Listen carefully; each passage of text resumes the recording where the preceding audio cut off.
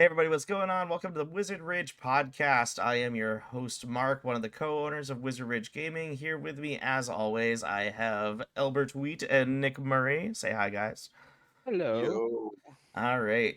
So we talked about this a little bit in the last episode, our kind of intro, but today's segments we're going to be focusing on kind of how to get into the different games that we offer at Wizard Ridge. So we're going to be going over um, like how to really get into like Blood Bowl Kill Team, like what to pick for teams and decks for card games and stuff like that. We're gonna go over a decent chunk of the stuff that we offer. So first things first, before we get into those segments, is there anything interesting happening in the store this week? 'Cause I know it is Christmas week. This will be going up on Christmas Eve. Um, so obviously Christmas falls on a Monday, so we're closed that day anyway. But do we have any like big special events for this week? Anything on Wednesday, Thursday, Friday, Saturday? so So, we sorry. did we sorry, I'm sorry. Did we announce that our weekly days last time we did our podcast? I can't remember. Yeah, we mentioned it. Okay, then I think the only thing what is well for my question is what is we have a magic event on Saturday? Yep, Commander tournament this Saturday. Same start time as normal. It's 3 o'clock, $10 buy-in, and I'm pretty sure that Friday night it's also Digimon once again. Yes. And that is more of I think I want to say it's a casual one this time. Um, Is that going to be one of yeah. the $5 buy-in ones? Yeah, it'll be a $5 on pack prizes. Sweetness. And yeah, because See, the next schedule one is the 5th of January for like the official Bandai tournament. gotcha. And I'm that's when you'll get hoping packs. I'm hoping we're gonna have pack prizes for Magic. We have sold through so much of our stock the last couple days. We have like 20 packs left in the store right now. Yeah, which is a pretty insane thing for us, I feel like. Oh, so we'll talk. We're gonna be creeping up on New Year's Eve. So Oh, that that's is correct. Yeah, because that Yes. we won't have the next podcast out before then. So yes, we are gonna be open till midnight or later on New Year's Eve. yeah. I put a And timer. So. there's gonna be a focus on Kill Team that night. We have a lot of people that want to get together. Of course, play whatever you want. Come in, play what you want, but we want to get some Kill Team games going in that night. Yep, I'm Yeah, gonna. we'll probably try to do. Yeah, like I want to do some Digimon stuff too, and maybe One Piece as well, just to Yep. do it. Oh, if you're gonna do One Piece, I might do one after a Kill Team game. Yeah, we totally should. Sweetness. All right. Well, I think that is everything for events. I mean the week after the Commander tournament, we're hoping to do another draft. I think we're finally gonna just break even on that Dominaria remastered box and just do a cheaper version of that one. I think. Yeah, I think that's the best thing to do, so we can keep on doing drafts. Okay. Please Cool. draft it. Please draft it. Yeah. Come play the draft, please.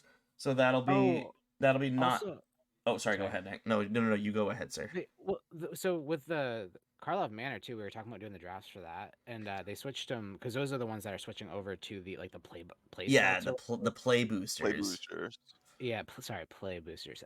So yeah, that's gonna be interesting. I feel like Yeah. I don't So know if you've looked into it at all. I think that drafts will run pretty much the same because they're still going to have 36 boosters, kind of like a draft box. I don't think they were changing the amount of cards either. I think that it's still a 15 card slot in each pack, if I remember I correctly. believe So, so. yeah, I so believe so. You have more. I believe like wild card slots where you can get more, like a couple more rares. I believe. yeah, because they wanted to kind of combine the draft and the set boosters, so I think that they did that. They kept the same amount of like the same number of cards as a draft booster, but increased the chances of rares and wild cards and stuff like that. Cool. Yep. Oh But yeah, an event that did happen. Oh, sorry. yep. And Continue. I'll the only thing is the play booster boxes are going to be a little more expensive than the current set boxes, so drafts might be a little bit more expensive is all. So instead of like a Yeah. $12 draft, they might be $15 drafts. Yeah, that's the one thing I noticed about when I was looking at it. I was like, oh my god, like the prices like went pretty like quite a bit up, I feel like. But Yeah, that's like on our 20% increase from a set box. Yeah. yeah, that was insane to me. Do you know like the reasoning they would do that? I don't know. I think it's because of the increase of the number of packs in the box, maybe That's true. with the extra rares. So that's probably the offshoot reason, if I had to guess. Okay, sorry. I wanted to mention that we did actually do the first winter holiday event for Digimon though. Oh yeah, when Uh, is that the January 5th one that you were talking about? no. So we did it on the 15th. Oh, It gotcha. was not yesterday, Friday, but the Friday before. It went pretty good. Like there was, I think there were 8 people. We had a drop, but we won't talk about that. Hmm. But yeah, so it was cool because it was the starter deck event, and I think there was either 1 or 2 new players that have never played before, Oh, that's and it was cool. yeah, like a lot of people are using the Wolf of Friendship deck because it's Yeah. like, fairly new. So a lot of people play mirror matches, but they're trying to they also recently bought the deck, so it's just easy to like, okay, I don't have to like redo the deck and put like take cards out of it that I like messed around with. But it was cool because so what happened was I'll tell you kind of who won the top three. In third place, one of our friends, Gage, got the spot. Second place was Joe, and then first place was cool. So there's a guy named Brian. It was his first time playing like with us, but also playing at all, Oh wow. and he won. So Oh yeah. that was Damn. the cool part. Yeah, like I know they're all like doing like actually starting to do like tabletop stuff like in the scene too, but like it was cool. Like Brian came in, he saw that we posted it, and then he was like, "I'm gonna give it a shot," and he said he'll be back for it. So he won the Tai Agumon card, the one. Um, so that being said, though, we have the other event January 12th. It's the same thing. You can win the Agumon Tai card, and then for joining like the event, you get the Patamon TK card, Izzy and Sentimon, and then the Gabumon and Matt card. So the winner cards, yeah, the Agumon. So definitely sign up on the Bandai app, and if you want to join, and yeah, all the rules are right on there. Sweet. Well, since we're talking so much about Digimon, we might as well just hop right into the memory choke segment, and let you talk even more. Because I would say you and Elle can really talk about the how to get into Digimon because you're a little more versed in that TCG than I am. Okay, yeah, sure. So I don't know if you have anything you want to say, Al, like, because me and Yeah. you, I feel like we started playing it together. We did, man. It feels like a long time ago, but it's funny, like, learn the game together. Especially you giving me a demo versus me giving you a demo. Yeah, and we were playing it wrong. You Originally, we played it like we were like, I don't understand this at all. But like, Dude, I my was telling you like wrong stuff, and then I realized like, oh shit. my Um, my favorite moment is playing Digimon with him ever, dude, is playing the 3rd game ever in Digivolving, and he's like, "You didn't draw a card." And I'm like, "What do you mean, draw a card?" And he's like, "Oh, you're supposed to draw for Digivolution." And he just didn't know. We didn't know, man. Like, I didn't know. He figured it out between the 2nd and 3rd game, but he didn't realize he never told me. It was funny. It was so I funny, dude. I think it's wild how the scene has grown since then too. Though, like Justin actually popped out of nowhere. It felt like he's like, I'm a master. Like, like what? How do you know this game? We literally live in the same town, and like it was just weird. He actually was into it since the beginning, which so like it was kind of a similar situation as One Piece. Like it seems like so they announced it, and obviously the pandemic hit too in 2020. So trying to find the decks were like impossible, and they're just starter decks. Like they weren't anything too special, you know. But it was one of them's like $50 now or something like that online. But Which one's that? that is I think it's the Gaia Red one, which is that starter deck one, and that would be like that tie deck. Uh, that one is pretty cool. Because it has obviously War Greymon. I say obviously, but some of you might not know. Um, if you watch the series, it pretty much lays it out. But that to me, that's wild. That card because for that one, I think it's not an inherited effect. It's like the actual effect on War Greymon. For every 2 Digivolutions the card has, it gets security +1. Um, What? Really? yeah. So like And for those that don't know what security plus one is, like security in general, it's kind of like your blocker. So like it's blocking you from getting hit, and once you get hit, you lose the game. So it's It's your life your buffer. shield. It's your life buffer. Yeah, Yeah, your yeah. shield. So you have 5 cards in the stack, and then what an opponent can do is they can attack the card to kind of break through the shield, and you flip it over, and then those Digimon, or they pretend they're both Digimon. They battle, and if one of them's whoever has the higher DP, the Digimon power, wins, and then the other one goes in the trash, or you can actually look it up on the tutorial app. It explains it a lot better than how I explain anything, but yeah, that card's like, to me, is insane because it's like, and this is kind of like on the starter deck, like what's a good starter deck level, like starter deck to start with, like the first 3, I would say that one was pretty, just for that card alone, would be a good choice, like red, because red, I mean, it pretty much like magic and anything it's aggressive, so I feel Yeah. like, yeah, How about that that's kind of, Beelzemon bet deck? we don't talk. No. I didn't even add that to the list. I was like, I'm not talking about that deck. So yeah, Beelzemon, the advanced starter deck, was meta immediately when it was released. So I think, do you have anything to say, Al, about like Yeah. anything? I would say, like, I mean, I'm only gonna talk what I know. I started out with Ultra Force Vegemon. Yeah, I think it's probably a fine deck to start out with, and it has some interesting concepts. It's a blue deck, and it draws cards like almost like a blue deck in Magic would. But drawing cards is something you just do in Digimon. You draw cards a lot, right? But I Yeah. think one of the interesting things about what Ultra Force Vegemon did to me, and I had to break because I grew up playing Magic. I don't play that much anymore, but the thing that like I didn't really understand in Digimon, maybe because Nick was giving me a demo, but like is that you can attack, and then if you can there's no attack phase in Digimon. So like something like you have Victory Sword in that deck, where I still use Victory Sword to this day in like my deck, and you can attack, unsuspend, attack again, and it's that card in general in that deck taught me the concept of doing that. So I think it's an interesting deck with a couple tricks.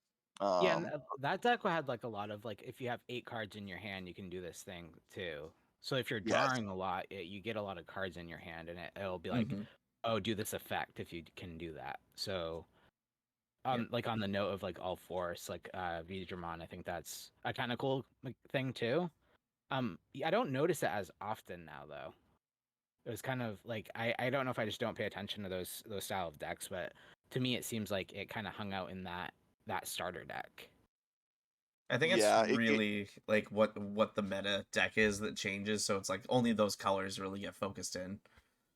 Yeah, and it seems right. like red is for a while was the one, and blue, because I mean, like if you go down the list, like I kind of have a list here.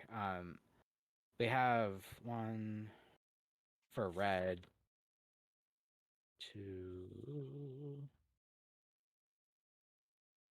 at least 3 starter decks that are red.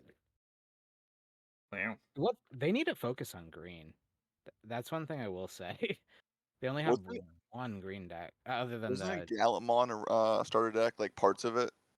Wasn't that he Galamon's. won? Galamon's the red one, yeah. That's Yeah, SC7. yeah. And you can build up that Gallimon deck to actually like to a good constructed deck too, right?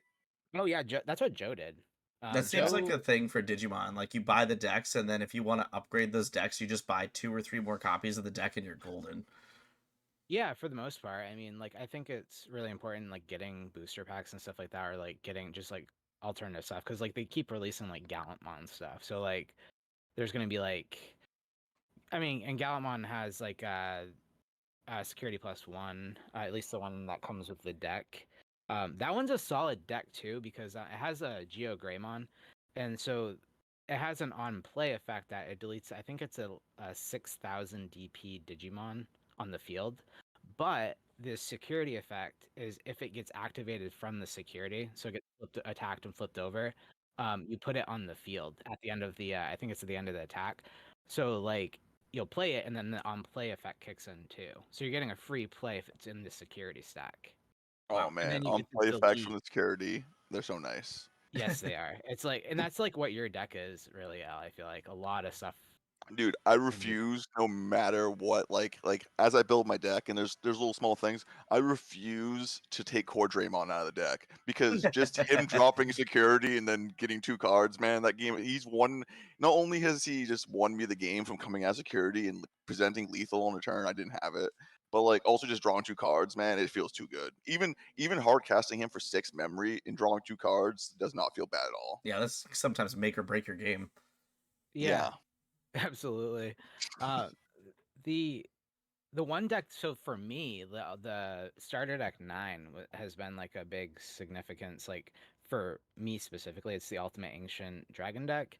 That one is like what my current deck. Like half of the deck are cards from that. So, um, we obviously, me and you kind of went through the whole Vmon, Demi Vmon, the ones with jamming. The boy. The boy. And for those that don't know, like what jamming is, you can attack the security stack, so your shield, their shield, and it no matter what, the Digimon, unless it's like an option card that says, "Oh, this Digimon dies," or whatever. But like if you hit another Digimon that's way higher DP than you, you get to stay on the field. So that's a really useful mechanic, and I feel like if you're just getting into Digimon, it's a really, really good mechanic to like look at. A lot of people still hate that mechanic. Like if you talk to I like think it's heavy fine. players I think it's fine, but Vmon was probably a mistake, in my opinion. As much as I love that card, it was probably a mistake, especially with the with Demi Vmon. yeah, the Demi Vmon. The Demi Vmon just like, okay, he comes out, draws you a card, jams in, and then like I like to abuse it. Like you jam in, you unsuspend, you jam in, you unsuspend, and then you throw a couple other guys you threw out there, and like it's just stupid, but it's Yeah, fun. the Demi Vmon adds a lot to it because you get to draw every time. I think it's like when you attack once per Yes, turn one per one. if Yep. you have jamming. So like those cards were like made for each other. Yeah. Um, and so yeah, with the ancient dragon deck though, so it's a DNA digivolving deck, which is like when they first introduced like that whole thing. So you pretty much take 2 level 4s. So it'll be like a uh, my brain just shut off. Like an XVmon and a Stingmon. So like if you watch season 2 of the show, you know that they DNA digivolve. And what happens is they like stack on top of each other, and then like everything resets. So if you attacked with both like the Stingmon and then XVmon, and then you DNA digivolve, it unsuspends the whether you have a Dino Beamon or a Paildramon, and then you get to attack again. And then Paildramon has an effect that says when attacking you unsuspend, so you actually can get a 4th hit in if you really want, like if it all works out. And then it also has Imperial Dramon Dragon mode, which means when you digivolve into that, you can remove up to 2 level 4s from the stack of cards, and then you get to play them on the field for free. So you literally get like so much out of that alone. Um, and so to me, that's actually one of the top decks I would pick. Um, and they're fairly reasonably priced too. They're not too expensive, but it's hard to say too because like you start talking about like the new ace mechanics and stuff like that. I don't the game's changing a little bit, so it's like we don't. You can kind of keep track of like the Japanese market with it and see what's going on over there, to see what's gonna eventually probably be meta over here, but it's not like set in stone.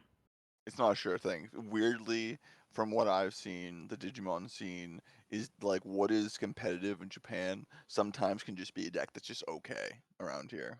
Yeah, and what they do is they ban a lot of cards after the Japan like like their meta and stuff. So like we get cards that are banned like immediately over here when they're released, or I say banned, but like restricted to like one. Yes. They usually like to restrict rather than ban. And the thing I've noticed about Digimon specifically that Magic doesn't do is instead of banning cards that are an issue, they actually try to ban enablers, which is a good and a bad thing. It's a it's a good thing because if you pay for a card you really like and it's really good and it's expensive, you get to play with it still. But like a lot of like niche decks will get hit because it's an enabler.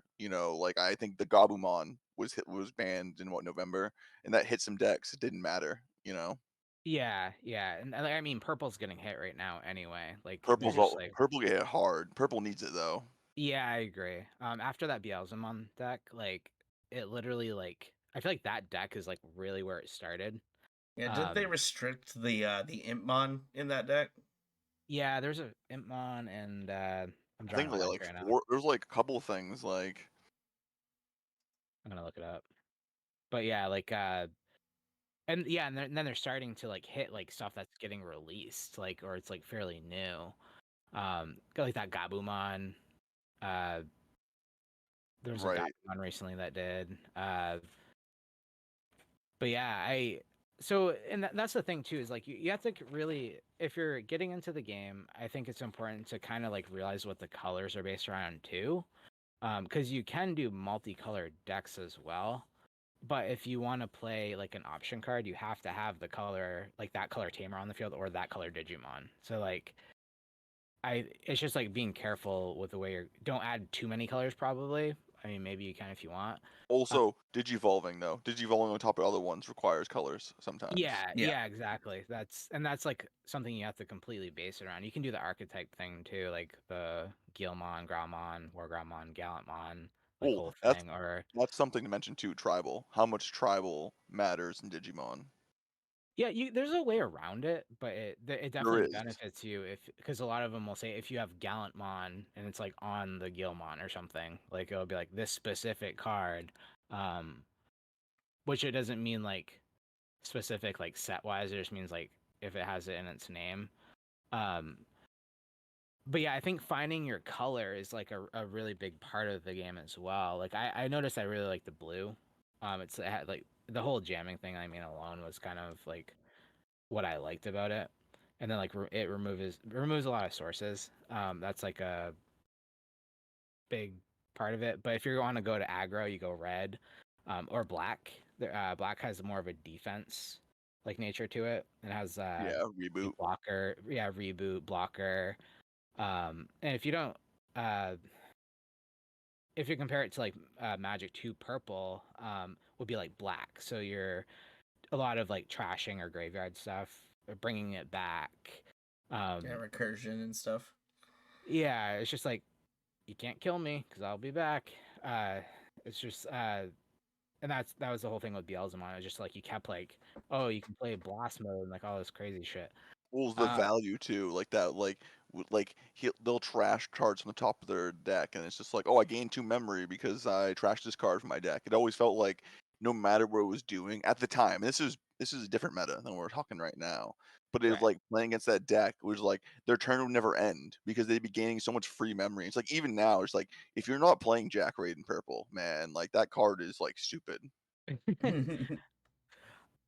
But I think the only other two colors would be like green. That's like really fast evolutions, and you suspend a lot. Like you suspend your opponent, which I mean Rosemon. Holy shit, playing against that deck.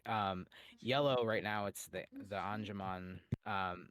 But yellow is pretty much Like white, recover. like security recovery and stuff and stuff Yes, like that. yeah, and it's like a lot of like it'll be like negative DP. So like their Digimon loses like 5,000 DP, and sometimes that eliminates the Digimon. So it's Yeah. like that alone is like a free play. It has Um, the niche role of also letting you reorder and look at your security stack as well. yeah, that's kind of like that's super useful. Like it's It's cool. annoying to play, but like Yes. If I can ever finish my yellow deck, maybe I'll find out. yeah, I mean, there's that Angemon one going around. You should look at that. That's Justin actually. I don't know if he wants me to say it, but he built it, and it's like pretty tough. Like he'll end up with like 8 security cards, and like, bro. Uh, but he, Nice. yeah, the yellow. I was gonna say something else. Oh, so there's white too, which is kind of like a not really Supporting anything. color. It's a supporting color. Yeah, It feels like an enabling color.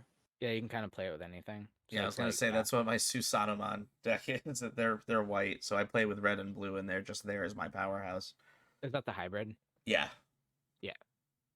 Yeah, you should play that dude again. I tried it and I was like, I think I like flopped with it pretty heavily, but I still need to get those ancient Garurumons because I have the wrong Garurumon in there. Oh, is that what happened? Yeah, I ordered the wrong one by mistake, so I only have one copy of the one that I need 3 of. And then you had that band card. Yeah, well that didn't make too much of a difference. I put the other 0 cost card in there that allows me to digivolve to a level 6 hybrid for free, so it still works. Cool.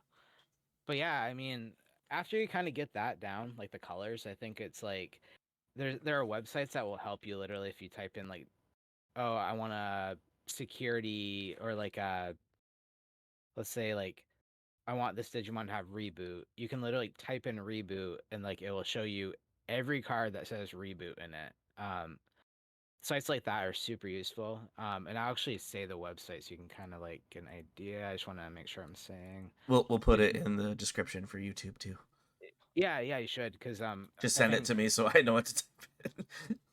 there's like digimoncard.dev and then digimoncard.io. And it has like all the cards in it like that you like in existence. So like so one of them has cards that are actually haven't even been released yet. So it's like based off Japan stuff. Like they're Cool. yeah. So Get your deck you can lists kinda, ahead of time. yeah, you can. I mean, you can kind of base it on yeah planning, I guess. But yeah, it's pretty much like with Digimon. I don't know. I think like the the ace decks. I think those are kind of a start into a different direction. So like I think those ones are the ones that are gonna be like I would say probably just get one of those if you're gonna start off. They have counters, which is fairly new to Digimon. It actually is new to Digimon because you can be like somebody's attacking you on the other side, and then you're like, well, no, actually, I'm gonna play this card to defend it, and then also this Greymon Ace has a blocker, so you can like block them after you play it. So I think that's an important thing because it throws people off. Because usually, like before these decks came out, it is what it is. What's on the field is on the field. Yeah, there was no counterplay. There was no like out of phase type of play. Like Mm-hmm. you just played like what you almost like fair magic. Like you just played things and you dealt with the board state. Yeah, but I think the cool part about it is you have to you're making the risk of like when you play it, you get that I'm drawing a blank on the name, but Overflow. overflow. Yeah, the -4 of that. So you're gonna lose memory as well. So you have to really once it moves the spot, like uh you're gonna lose that. So it could be yeah, it's just like a risk thing. Like you have to kind of balance it. But I feel like memory alone balances the game a little bit too. I personally like the memory system, and I think like anybody just getting into, I think they'll find it to be like pretty useful compared to like having like when you're playing Magic and you just cannot draw mana at all. Yeah. It like prevents that. Like you can play the game, But there is memory choking. Hence the I would name of say, the segment. Maybe you Which should there is. explain the memory gauge so people understand what memory choking means. Okay, so that's actually a good point because this is kind of targeted towards people like getting into it. So the whole system of the game is based off from what they call memory. The middle is 0, and then each person has up to 12. My brain is not working. 10, I believe. I believe 10. Why am I thinking 12? I could be wrong. And I'm like second guessing, and I should know this. Dun dun dun. Yeah, so I had a couple beers, and I am wowza. Oh, and now it's time for beer of the week. What's the beer of the week, Nick? Yeah. Ooh, so all right, beer of the week. I will give it to a recommendation that was given to me. It is called Boom Sauce, a double IPA that is a 8% and was brewed at Lord Hobo Brewing in Woburn, Mass. But yeah, that's the beer of the week. Sorry, Damon's, I did not get it there because it was not there. But I also drank a beer from Damon, so Damon's Beverages, not a sponsor. But yeah, it's 10 memory, by the way. It is 10. Yeah, it's 10 memory. Why did I think it was 12? I was thinking like if you're over or something. That's embarrassing. Okay, so it's... I made you talk about beer for a second so I could look it up. we have a beer segment right in the middle. That's a new thing too. But yeah, so okay, so I'm thinking of like 11, I think, because of the 0 counts as 11. Yeah. Because you don't quite cross. Okay, anyway, so you have you both have 10 memory on each side. Um, the 0 is kind of what determines once you cross the 0 onto the other person's side, it passes to their turn. So I don't know how to explain that without showing. But It yeah, it's starts like in the middle. If you spend any memory, say so you have say like a marker usually, in the middle. yeah, usually you'll have like some type of token on it. So it'll start at 0. The first person is always starts at 0. And say if like my side of the gauge is to the left, if they spend 3, it moves over 3 spots to the 3 on my side. Now on my turn, I have 3 memory I can spend. And then on the 4th one, it becomes their turn. And so Thank you. say if I spend 6, it will start at 3 on their gauge. It pushes back and forth. So the idea of choking is that you give them 1 memory, 2 memory. So if they do anything, it'll go right back to your turn. Thank you. You're welcome, sir. I appreciate it. I was struggling, man. Um, so remember how I said only 8% and above? It's Oh, probably not a good idea. jeez. Um, so yeah, so I don't know where I was going with that. As far as like the memory, that's okay. So the memory choking, yeah. So it's like trying to get them on like one memory on their side, so they can only use pretty much 2 to cross the other person's side. And like if you're any Digimon card, you'll on the top right, you'll see the play costs. Top right, top left. What Top the? left. Yeah, top left. My bad. I'm doing like the L with my finger. So top left because the DP is on the top right. So that's what you count. Um, yeah, that's pretty much best way I can describe it without showing anybody anything. In a good way to counter memory choking is playing setters, and a setter is just a term for a tamer that will say, if your memory's less than 3, set it to 3. Oh yeah, that's a really good thing to talk about actually, because a lot of the starter decks don't have tamers. No, So they don't. the newer ones do, but the older ones don't. So and that's not all of them, just to like clarify. So it's just all like a lot of in between ones. But yeah, like, um, I think that alone is like useful, and also playing the tamer, it might say, oh, draw top 3 cards and then add this to your hand as well. Um, like if it's like, oh, a card with free in the tray, add that to your hand, and blah blah blah. Yeah, it's so tamers are extremely useful, and I definitely do research on that. Uh, Tamers always stay on the field as well. That's like some weird effect says otherwise, but that was something that was like, oh, do I just play it and then like remove it? You know, kind of like an option card. No, it's like a Digimon. Like you just leave it on the field and it just hangs out, and then it might say start of your turn. Then you just do it every turn. But Mark, does your deck how many tamers does yours have? So I run 8 tamers. It's just 4 of each of Takuya and oh shoot, I can't remember the name of the other one, the blue one. But essentially, they're used for the hybrid Digivolution.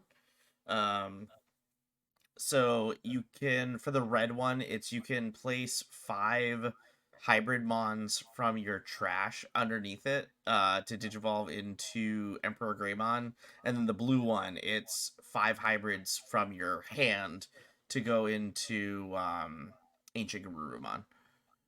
Okay, so that was why you needed Ancient Gurumon. I can't remember Yes. the reasoning, but yeah, 8 is a lot. I feel like, I mean, maybe not. It's like, well, I have like, I think I have 6. Yeah. But the way you use yours is different than I would use mine. Yeah, because I'm using mine essentially as Digimon. Yeah, which is another weird thing, the whole hybrid thing. So like you digivolve on top of them and they become a Digimon. So it's like counts as do they count as level 3s? Is that what it is? Yes. Yeah. So they're like, yeah, level 3 Digimon. Um I think another thing to like really keep like if you're getting into it, pay attention to inherited effects. A lot of the effects, so like me and Elle were talking about with like Demi Vmon and the jamming Vmon, like that effect goes off from that card pretty much. Like if this Digimon has jamming, you can draw a card. So I think like really either starting with your, like, say you're building a deck fresh, I think it's important to either probably start with your level 6 or 7 and go backwards.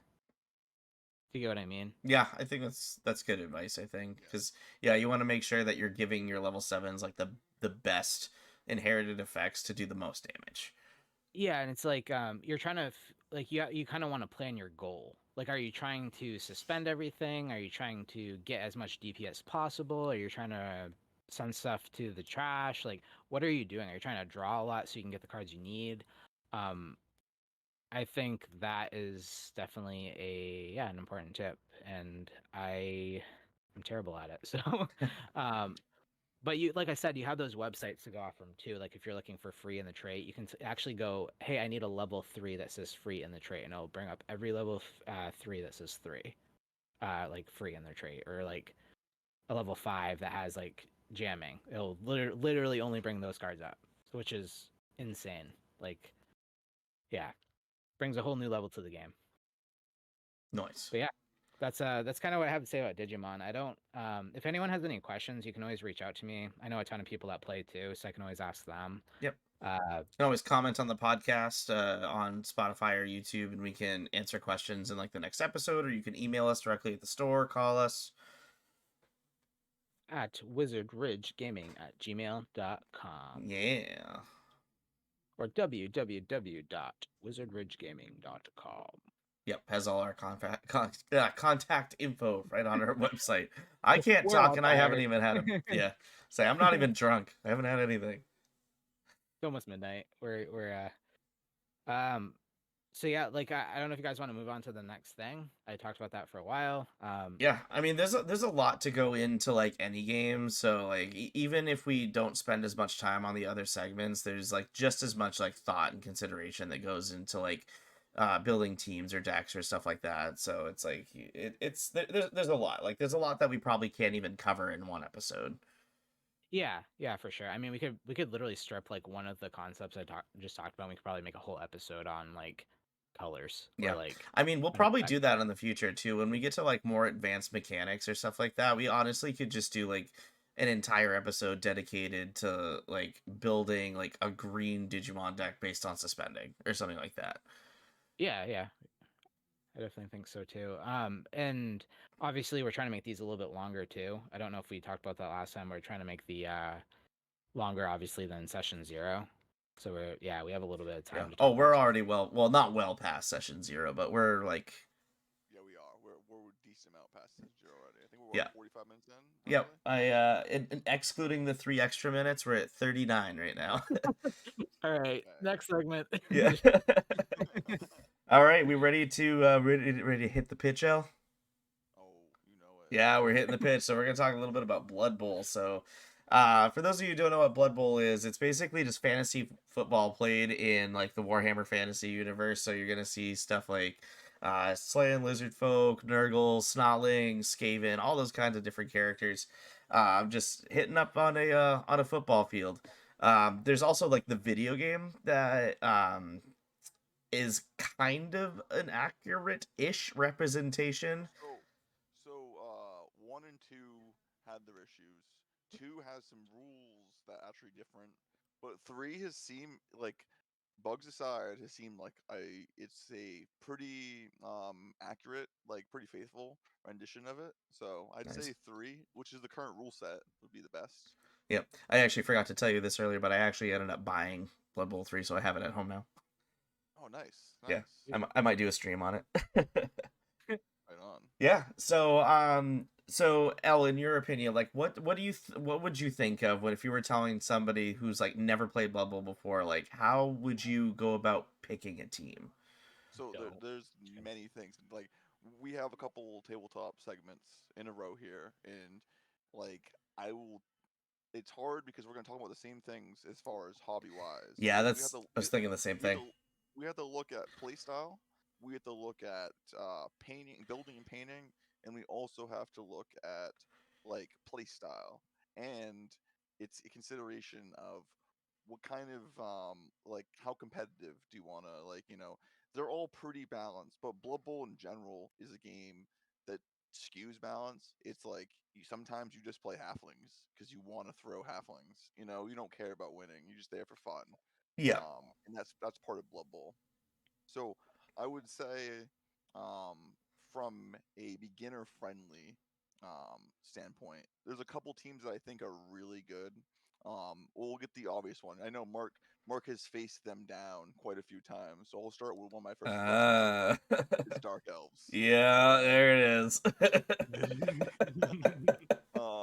Dark Elves are a great all rounder. Okay, they're so in Blood Bowl you have what I consider bash and dash teams that like to score and teams that like to grind you down and stall out and score, and then you have hybrids. And Dark Elves are, they're elves. They like to dodge around. They have a really good chance to play the ball, go where they need to be. They're a little slower than other elves, but what they trade off is they're a little bit bashier than most elves. They have decent armor, keeps them on the pitch longer, and they have the block skill. And the first thing you need to know about Blood Bowl is block's the best skill of the game. Um, Blood Bowl is a game of risk management, and as soon as you fail most dice rolls in a turn, your turn ends. And being able to start with 4 block um, Dark Elf Blitzers is like really good. Oh yeah. They get dodge right away, and they get what we call blodge. And once you have blodge, it's really good. And just throw something like sidestep on, and you're going to be the menace of the league. Being able to start with 4 of those blitzers are great. Witch elves are also great. Some people start with them. I like them later. You have a lot of utility with dark elves, and they're good for that. What would you say about dark elves, Mark? I think they're definitely a good all around hybrid team. Like they definitely were a menace to face. So I think that it's a really good one if you're looking to go in like competitive, I think. Um In tournament scene, I think they are like the number one team, like win rate wise. I think, but tournament and league are two different beasts. yeah. Yeah, I think so too. I think that another good starting one is like for people who like the bash teams. I think orcs are probably just like the Yes, straight up, because we have Will playing his first season. He's playing black he's playing orcs. black orbs. Yeah, black Yeah, orbs. Yeah. yeah. So So what because I'm actually not too sure the difference between the regular orc and black orc teams. Like what are the major differences for those? so orcs. Okay, a little history lesson. In editions past, you would have the black orcs were on the orc team, and now they changed them to big and blockers, and they took the black orcs from the orc team, made their own team, added goblins, and they're a little slower. But they actually made the biggins on the orcs team faster. But they have grab and brawler, which are okay skills, but like the big thing about black orcs is you want to foul. You get some fouling skills, Yeah, and the and goblins all fouling. come with dodge right away too, which is super nice. Yeah, it is nice, and you can bring some goblins in into the orc team, but you get more goblins on the black orc team, but you also get thick skull, which helps them stay around a little bit longer. Hmm. Um, it's Black Orcs are a hard team to play. It's you want to have fun. I would say Black Orcs are pretty decent, but Orcs are also another high tier team. And the issue they face with Orcs is the same issue Dark Elves face, is about when you talked about like buying in. If you buy a box of Orcs or a box of Dark Elves, and this is why I don't think, like, we're gonna get to what I think my big pick is for like starting team, is that you can't get all the positionals in one box. If you Yeah. buy a box of dark elves, you can't get both blitzers. If you buy a black a regular orcs box, you don't get both biggins and you don't Hmm. get both blitzers, which sucks. And if you really care, you're buying both boxes, in my opinion. Yeah. So I How do you feel about the lizards? and so Those Lizard women. Men, I also feel like they're a hybrid team. They're very good. They used to be one of the best starting out teams, because like in Blood Bowl, you can play pickup games, you can play tournaments. The real way to play is leagues, and in leagues you guys gain levels. They can get hurt. You name them. There's like almost XCOM team management. And one of the things about lizards is that, like, lizards are good. You have fast skinks, and you with good agility, and you have strong source. They're actually pretty fast for being strength 4 players. The issue with Source in general, is with the new league rules for casualties and making casualties happen more often. Is that you lose a Source, man, going into the next game. We saw it in the league. Yeah, With it's expensive to replace. yeah, replace like our first season, those swords, like you'd be sometimes be down like 2 swords in a game, and like you really felt it when you were playing 4 swords instead of 6. Yep. Yeah. I think And that's there's no why proc. I super overcompensated this season, because I ended up losing a lot of slan the last season, so I overcompensated and overbought thralls for vampires this season. Right, right. And you Oh want yeah, extra the trolls for vampires. vampires.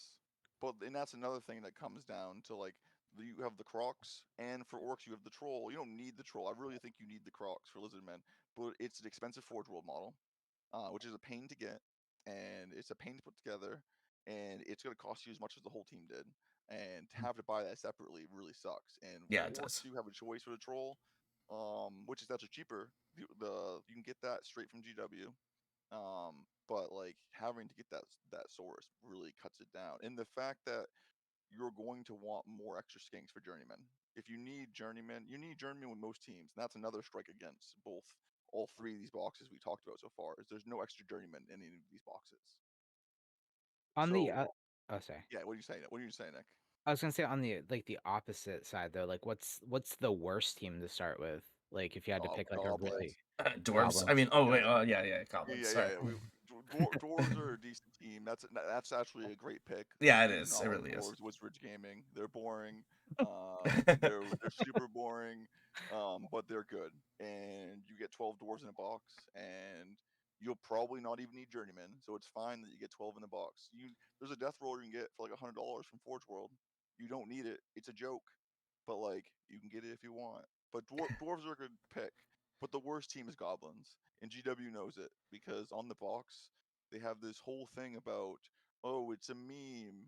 You can run 12 goblins with 8 rerolls, and it's them against the world because they didn't put any positionals in the box. If you Yep. want to play goblins, I think it's $200 to buy all their Forge World. Oh Dang. my gosh. Yeah, yeah. For That's everyone, terrible. Just to so play everyone Blood knows, Bowl? Blood Bowl's a $50 buy-in. Really, it's Yeah, really Yeah. yeah. in our shop. It's a $50 buy-in And because that's we why we have got into it really. It's because it yeah. was like a cheap thing to get into and anyone could get into it really. In our league, we provide dice and rulebook and the pitch. So it literally is just $50. You don't have to buy dice. You don't have to buy the rulebook, you don't have to buy a pitch. You can come and play, bring your team. But goblins, man, like you don't get the loony, you don't get the freaking pogor, you don't get anything. There's so many cool positionals for goblins. It's one of the cool parts about them, and there's nothing there. So if you want to play goblins, my suggestion would be Snotlings because Snotling comes with like it was 21 malls in the box. It comes with all positionals. It comes with the extra bench they can field, and it has everything in the box. It's like the Goblin box was done right. Yeah. So if you want to play goblins, play Snotlings, which is actually another good choice.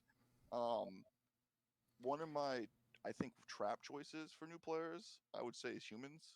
People would say because they're basic and they can kind of do everything, but I think you'll struggle with humans, and they still have the same issue that most boxes. Like you have to buy 2 boxes. If you want 4 blitzers, you need 2 boxes. You It want seemed like 4 that with blitzers. like the Norse team, like too, like it's just like everywhere. I think. Well, the Norse is a little better. They're starting to understand you need to throw 14 players in a box, so you at least get the beer pigs, and it does have all its positionals. It does have all its positionals in the box. It just doesn't have the Yeti. Yeah. So my actual recommendation for the best starter team, and this is hobby like talking about box wise and game wise, to say undead. Undead comes with 14 players. You're gonna have extra journeyman for your league. You're gonna have all the positionals in the box. They can dash a little bit. They got a decent ghoul who's got movement 7 and dodge. You have 2 strength 5 players that don't have a negative trait. And most strength 5 players in this game have some type of negative trait. Oh They yeah. don't. You have 2 whites that are good. You got 2 block pieces, and you got the extra players, and they're super durable. Like you're not going to worry about losing guys. Yeah. I mean, and to be honest, they're just cool looking. Like that's Yeah, literally Yeah. the reason I was like, I kind Yeah. of want to buy. I want to buy it just to have it. It has a werewolf. It has like a sheet ghost looking guy. The Oh, that's necromantic. You're talking about necromantic. You're talking about undead. Oh, Yeah. sorry, my bad. Yeah, you're talking about Necromantic's Henry's also team. a decent. It's a decent team to put together. They also have 14 guys in the box. It's not bad. You probably would still want more journeymen, but it's decent. And like hobby wise, I would say undead are one of the easier ones to paint too. I was just about to say that. Yeah, having seen the team, I think it's one of the easier ones that I've seen to paint. Yeah, lizardmen are also really easy to paint. Humans can be, orcs can be, dark elves are. You want to talk about hobby wise? Like dark elves have a lot of trim, and they have a thumb you have to I glue was gonna on. say And the let me tell you, thumb. the thumb, like you have to glue on the thumb on the model, and if you have any type of meaty fist, you ain't doing it. You know, like Mark's hand shake. I couldn't see him do that. Yeah, no, I would just go without the thumb. Yeah. Yes, that is an option. You could have no thumb, and no one probably notice because it's so damn small. Yeah. Oh my gosh, the thumb. Jeez. Shambling undead. On that note, though, the necromantics, they look cool. So if you want to just play a team because they look cool, that's I feel like how did you decide your team, Mark? Were you like they look cool, or were you like I like their abilities? Like So why did you choose yours? when Elle was introducing me to Blood Bowl, he was like going over like all the different races and everything, and I love frogs. So like Slan was just like the no-brainer pick for me, and then I kind of learned that I loved their skills while I was playing it. So like pogo sticking, which is now different than leap, by the way. So pogo stick has no negative modifiers. And then like jump up for interceptions. Sorry, very long legs for interceptions. And then jump up for like blocking while you're like knocked down and not losing movement and stuff. It just I loved the way that the Slan played. They also have dive and tackle, but he never uses it. And that's only on the blitzers though. It's not on everybody. They all have access to it though. I actually took it on a couple catchers late in the season. The Slan are great. The thing about Slan is they play in a very unique way than other teams. Like there's a couple of Blood Bowl teams that play completely different than most teams. Like if you talk about Dark Elves, Orcs, Undead, Lizardmen, they're all gonna play the game in a similar way. Where Slan kind of like they break the game in a way. Yeah, they do. They jump you have into to play against cages. that. Yes, and it's funny because Mark decided to play another team that plays completely different with vampires this season. That Yeah. you just like Hypnotic gaze and bloodlust. Yeah. yeah. How are you doing with that, by the way? I totally regret not buying rerolls. I tell you that. Yeah.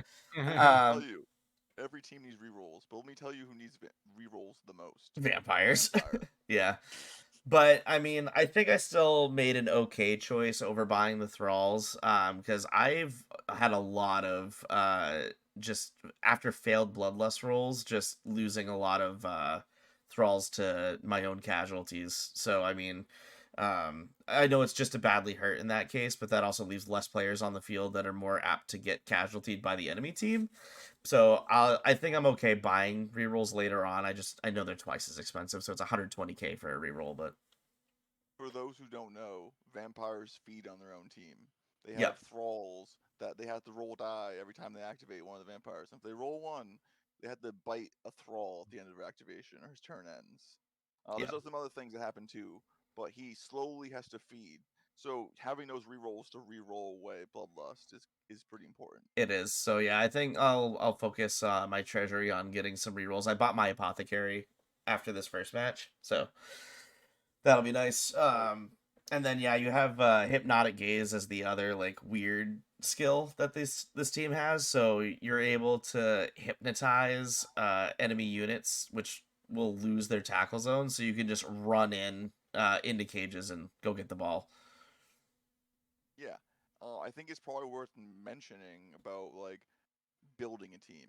When you start a team, like say you've gotten your team, then what do you do with it? Yeah, so you have Now, all the different positions. You have linemen, you have catchers, you have throwers, you have blitzers. Oh, so much. depending on your team, Yeah. you might Yeah. not even have these positions, depending on who you're.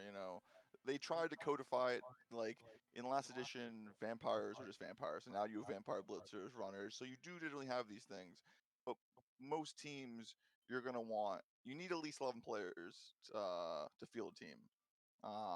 You can have more, but it's important to note in a game of Blood Bowl, the more points your team is, the more underdog you give to your opponent. So just having a bunch of guys on your bench can really screw you over, especially if you're playing someone like goblins or snotlings or black orcs who are going to take advantage of your extra points. Yeah. So you want to have this, you want to have enough guys on your team without too much guys that you're just giving your opponent free bribes. Um, and you have a couple of things you can buy when you create a team. You have an apothecary that can help you save your guys, which is important. I Mm-hmm. myself don't believe in buying apothecary early because I like to spend my points on other things. I know Mark likes buying apothecary early. Yeah, I was gonna say that was my first purchase with my first treasury win from the first game. Now you can also buy fans early on. As you play games, you gain and lose them, but you can buy fans when you start your team. And I think it's a good idea to buy fans because it gets you more money and it helps you with some kickoff events. There's just something happened in the game, and Mm-hmm. that can swing a game, especially like fan factor. Like you do not want to be on the side of an officious ref, Oh, because yep. yes, yeah, like one of our players, Logan, saw the wrath of the ref so many times. Was it last season? Last season, right? I believe it was last season. Yeah. Just because the fans, like the ref saw that how many fans there, and they, it wasn't good for him. And then you have cheerleaders and coaches. They don't exist, man. They don't exist, right, Mark? Yeah, the only thing the cheerleaders were like there for one kickoff event, I think. They are, and so the coaches too. But like you are giving your opponent points by spending them. They're not worth it. They might never come up in a game. It's not worth spending your points on coaches and cheerleaders. In this Yeah, no. edition, you can buy temporary ones. Those are the only ones I'll ever get, and they help use up some points you might not be able to spend during the inducements phase of a game, which is when you get an underdog bonus, depending to Yep. you So know if your team value is less than your opponent's, you basically will get bonuses in the game, just depending like what the difference is. Like if it's a lot, you can get good things like a wizard, which just throws a fireball at the other team, or you can get Bloodweiser kegs, which helps you recover injured teammates in between touchdowns. yes. So there's that, and that's like this. These are things you want to think of when you're building a team. There's some guides out there. There's different builds, and with all these things, you can come in and ask us because we're here to help you build your team, do what we can. But yeah, that's pretty much most of what I have to say about Blood Bowl. Do you Yeah. want to add anything, Mark or Nick? Oh Yeah. yeah. The most important part is that they look cool. Um, Yeah. Play as you want. Like in the end, if you're okay with dealing with the shortcomings of buying multiple boxes, hard to put together, hard to paint, not the greatest. If you like the lore or what they look like, play them. That's what I feel. yeah, if you like the goblins because they look like John Goblicon, buy the goblins. If you like lizards because they remind you of lizard people, just like I did, and you want to paint them like Spyro the Dragon, buy lizards. Do your thing. Make it fun because you're supposed to get attached to all the team members and name them all. Um, what are your teams like currently? What's your team right now, Mark? Called? Oh, Straight Out of Coffin is the Yeah, vampire team name.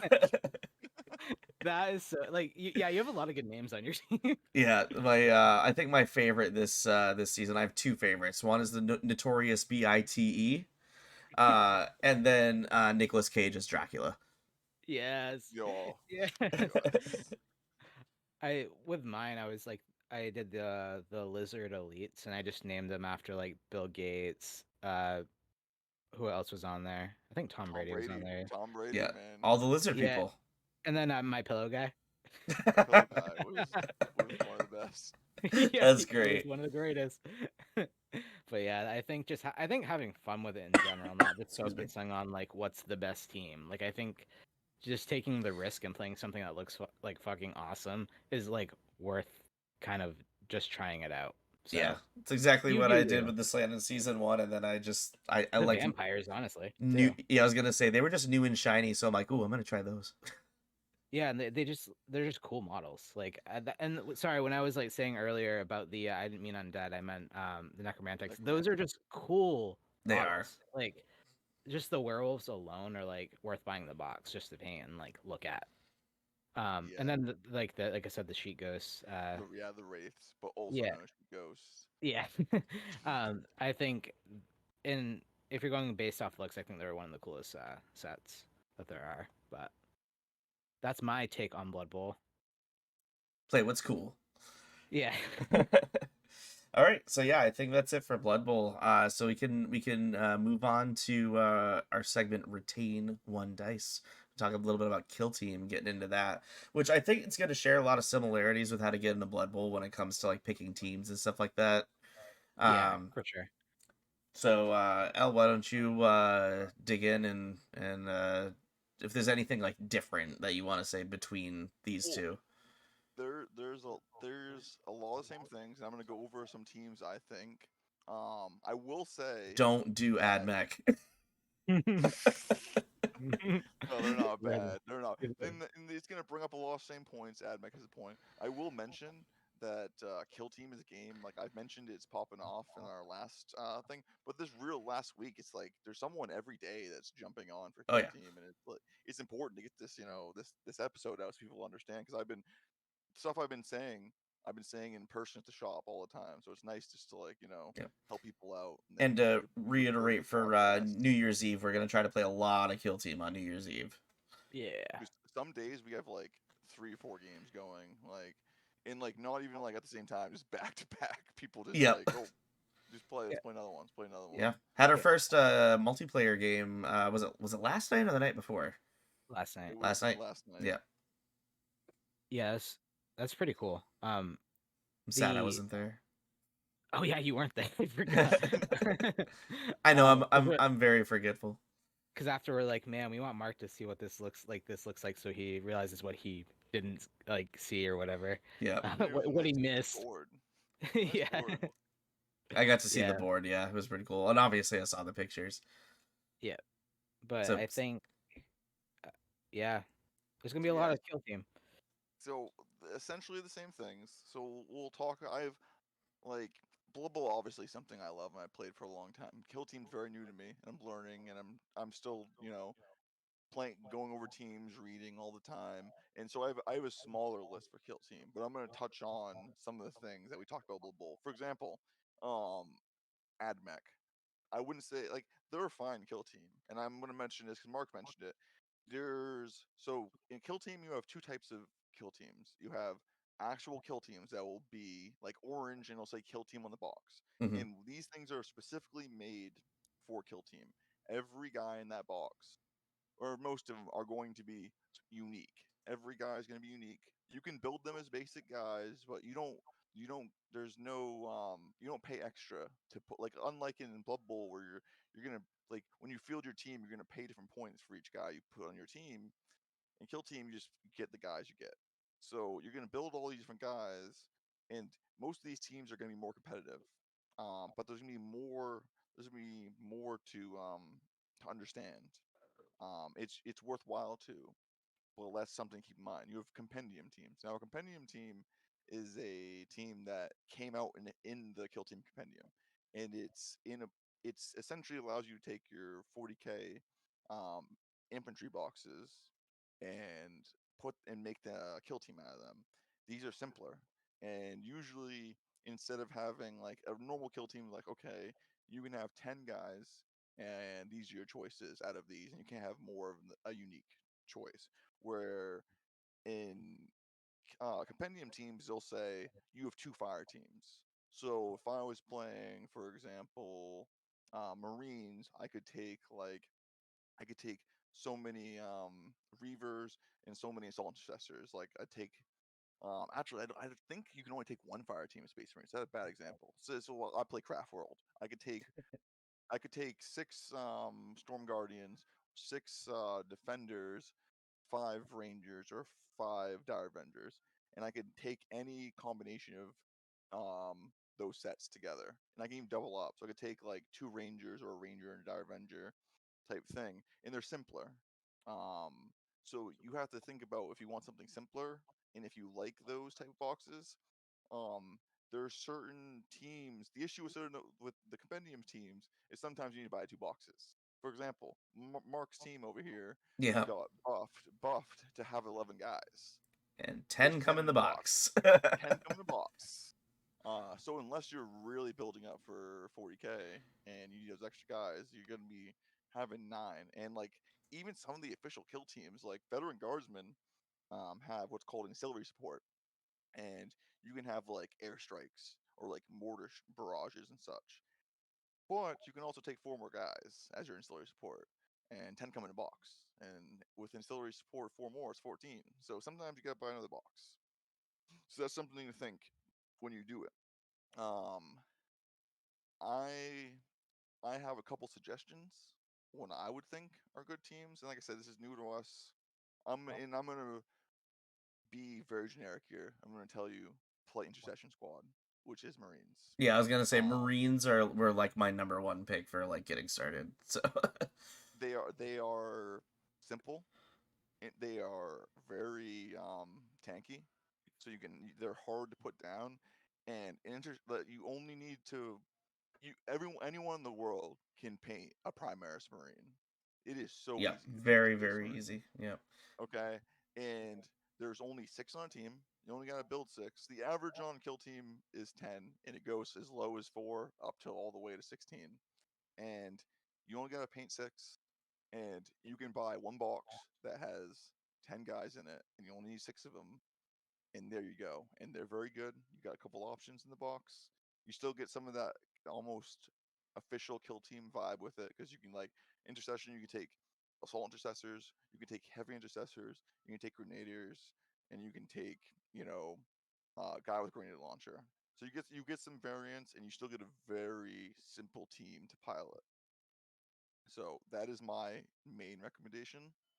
I would also say commandos or another. They're a good team. They're one of the they're one of the fun. top teams, isn't it?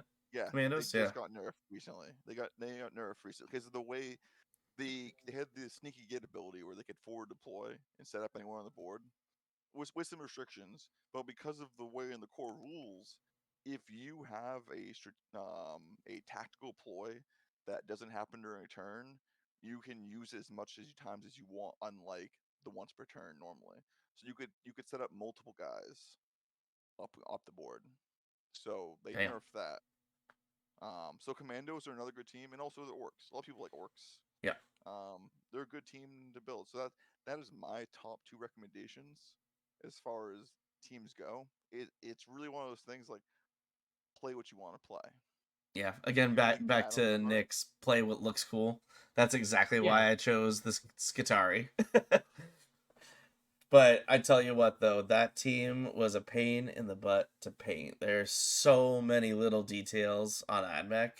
Like I don't regret it one bit. I love my team, but like it was being newer at painting miniatures. It it's a daunting process for AdMech. Right. Another thing about Kill Team, like, well, obviously it's like Blood Bowl in that there's like almost like I feel as though there's less of that base management. Like it's there in their narrative play, but it is less. I would feel. What would you say, Mark? Yeah, I think it's more, even though it's like technically in a league, it feels more just like what's happening at that moment on the kill zone rather than managing like your base upgrades and all that kind of There, stuff. there's base upgrades, but they're more hands off than like the normal stuff you do in a Blood Bowl league. Like you're in Blood Bowl, it feels as like you're always like saving up for that reroll or trying to replace that guy or getting that apothecary or adding that new positional you didn't start out with. Where in Kill Team, it's like here's the base upgrades I start. Now I'm saving to get recognition points. In our Exactly, yeah. league, You're we have really we have focusing on the game. Like I have to get this objective while trying to keep my opponent in check and making sure that they can't shoot me from this angle and all that. You're more focused on the actual gameplay, I think. yes. So like that's most of what I say. I mean, creating a team once you figure out what you want, like we you can you we use Wikipedia a lot because the way with the errata and the FAQ for a kill team, it's really hard to manage what's going on. And if you use that, it will tell you how to build a team. It will pretty much walk you through Yeah. how what you need. This is what you can take. XYZ has the rules on there. You can figure it out. But that's mostly what it is. Yeah. Yeah. I guess the one last thing I would add is that kill team is also just good if you want to if you want to play 40k, you can use your kill team in 40k. So if you're eyeing a 40k army, you might think about picking a team that you want to use in 40k as well. Yeah. One thing that I want to add, and it's not good in the wallet sense, but you can have multiple kill teams. So if you're playing in the league, you can do a game with one team and then do another game and use a completely different team. Yes. So you can try out different things. And kill teams about the same price as Blood Bowl. It ranges more to 60 and sometimes even 70 on a box. But there's boxes as low as isn't the Admech box 55 for the Rangers? Yep, it was 55. And I think the Orcs are 45 or something like that, right? Yep. So there's a definitely a good chunk of them that are a little bit cheaper than a Blood Bowl box. You have any thing to add, Nick? Pick what looks cool. Except no, I Admech. don't. Yeah, except that one. No, not really. Right now, so I'm gonna be playing Space Marines. I am working on them right now, but I think that's kind of why I'm doing it too. First off, it's because what we have in store for the store team, but it's kind of gonna be my easy way of getting into playing. So I think it's on that level too. Yeah, like Space Marines are probably a good start. Plus, isn't the paint demo that we have the figure like the It's an Furnace Marine, so it's a oh, Space okay, Marine but with a flamethrower. which is pretty So sweet, but which we will be doing soon. We got some things we're trying to do. Yep. yeah, Get that done Schedule some here. demos. Yes. But yeah, if you want a kill team demo, let us know. And the cool thing is, if you're interested in Marines already and you want to try it out to see if it's for you, we have the Intercession Squad kill team are free ready for you to play. yeah. Um, there's definitely other teams that look way cooler, but yeah, I think like the talk about some of the better I don't know how to say it like the nuns and stuff like that. What I'm about kind it? of like they have some pretty cool mechanics that They have some dice fixing. They have the ability to they get a pool of faith points and they can spend those faith points to turn failed dice into successes. They can do a couple other things, but they have some cool things. And that goes a lot with kill team different kill teams that usually have unique mechanics like that. Kashakin, which we actually have coming.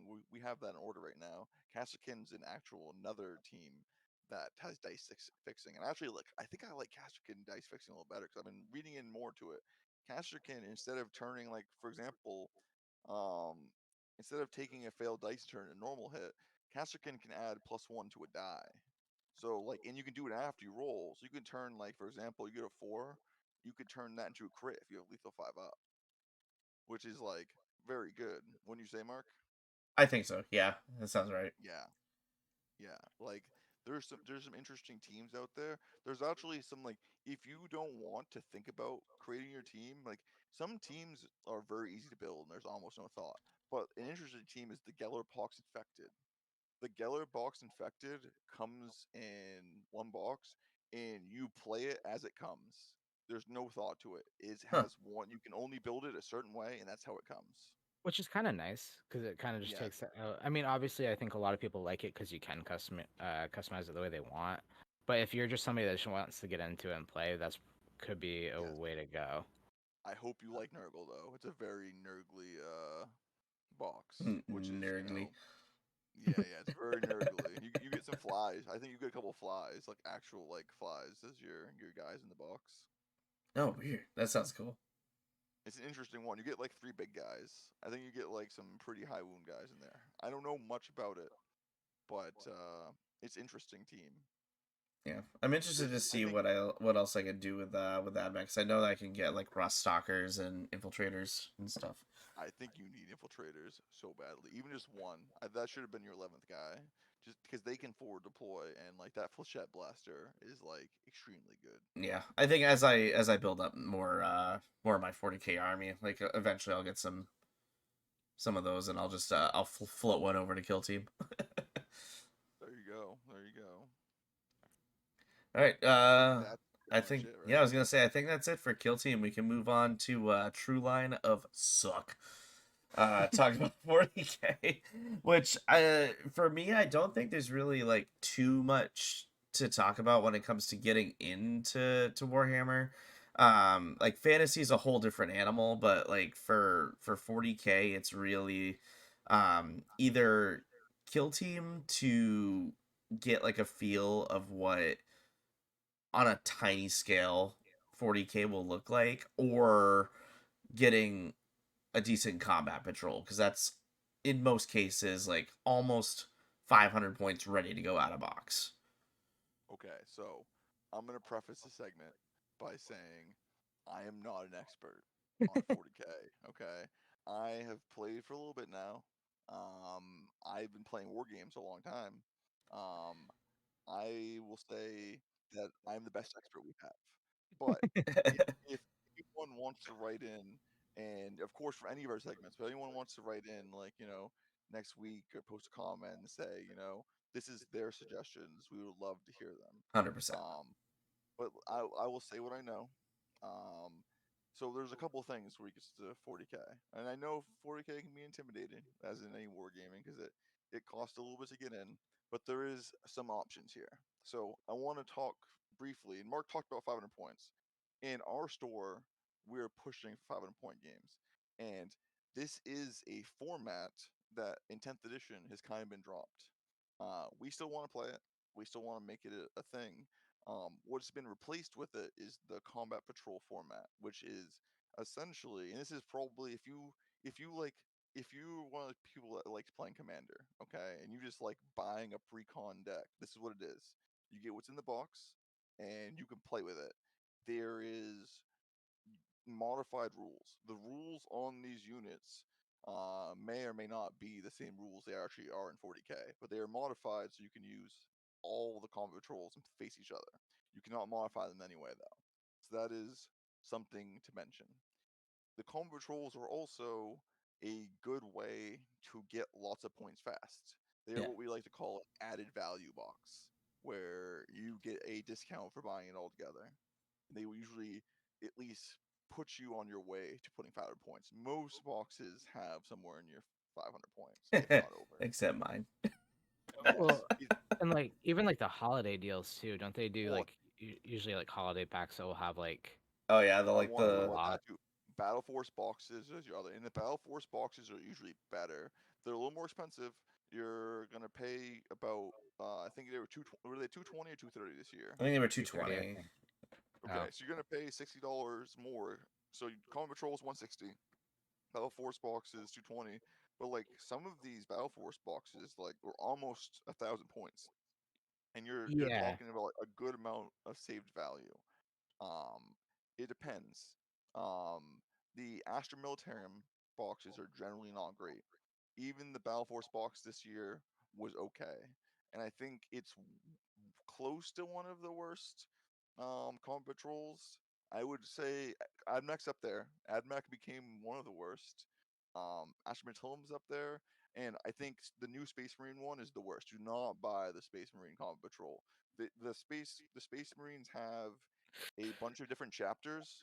You have Space Wolves, you have Dark Angels, you have Black Templar, you have Blood Angels. These are all combat patrols that are better combat patrols for Space Marines that you can use in your Space Marine army.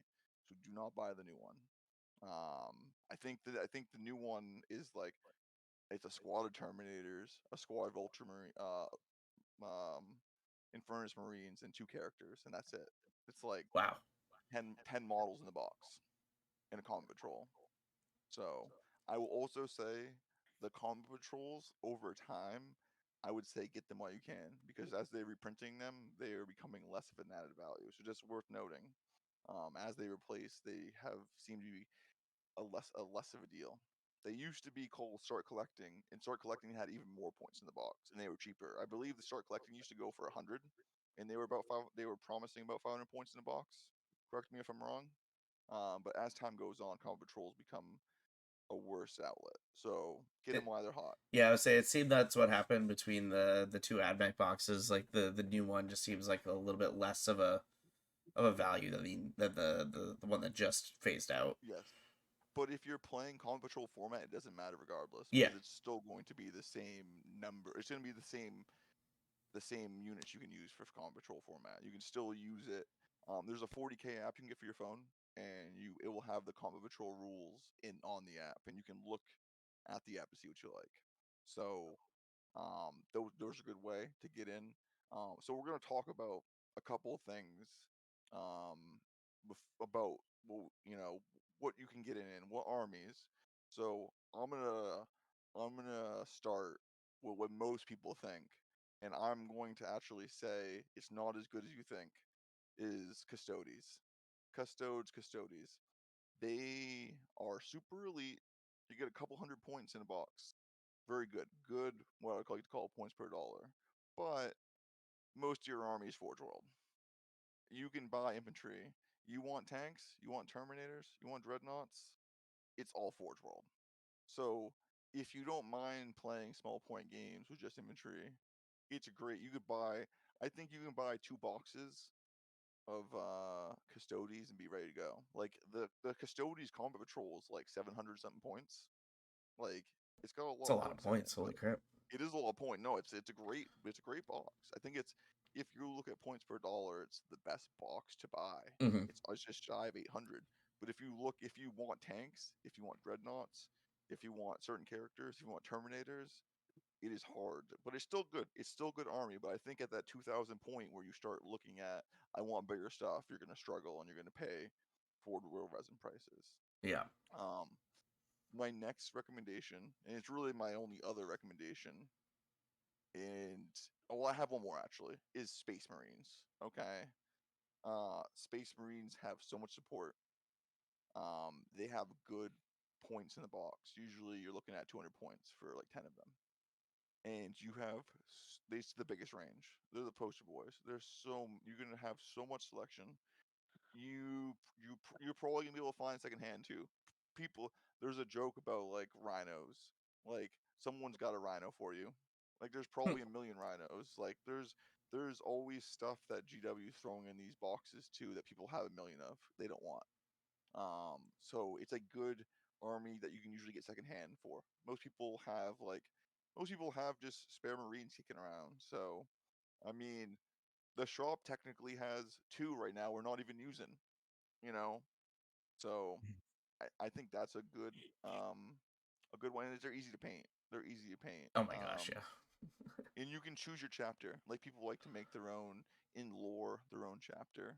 So if you want to paint them up however you want, I mean, I think you can paint your models however you want, but there are some people that think you should paint them a certain way.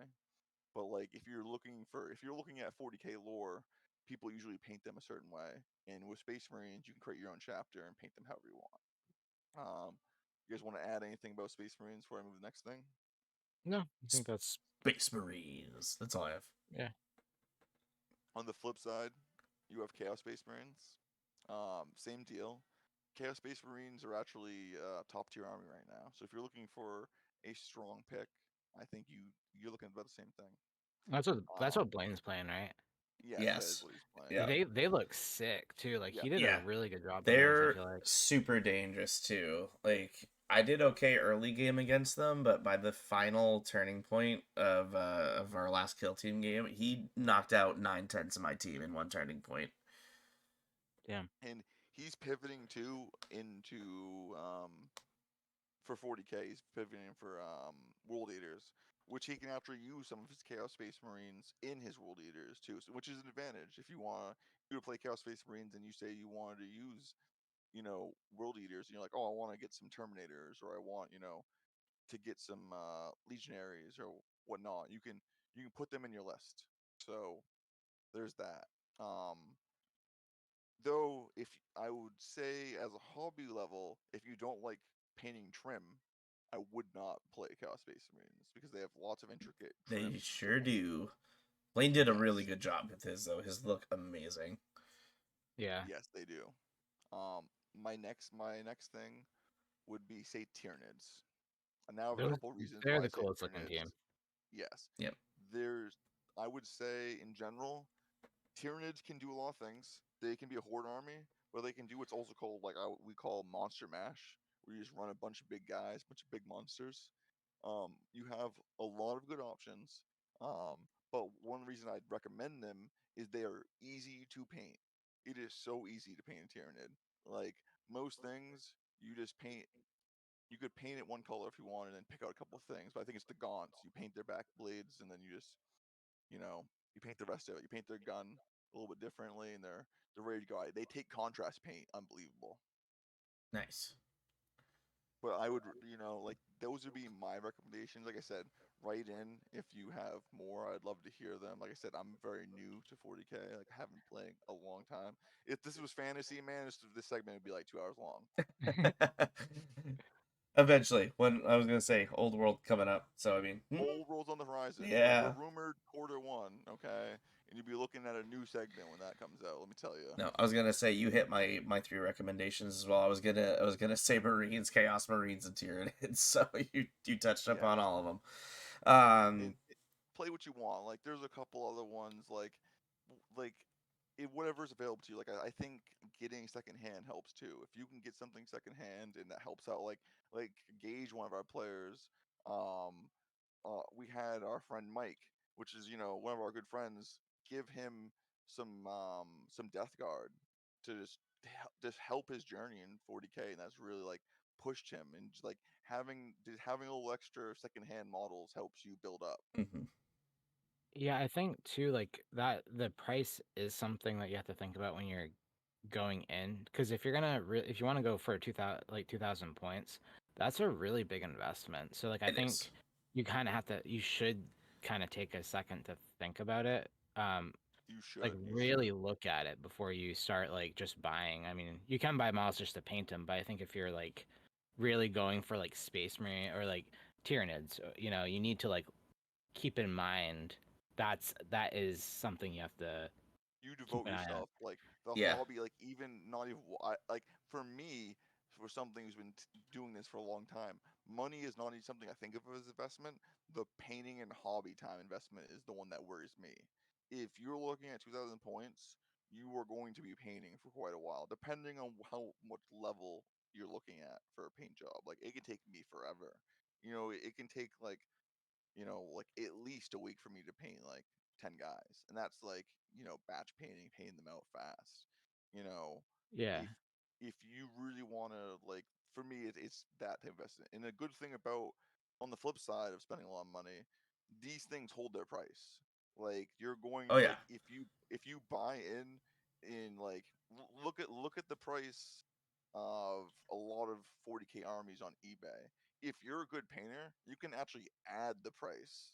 You can add money onto what you're spending in general. Like if you let's say you buy, $500 of models and you paint them, depending on how good your paint job is, you return money on that. Like you could hold that back and make money on it because of your paint job and the time and effort it takes.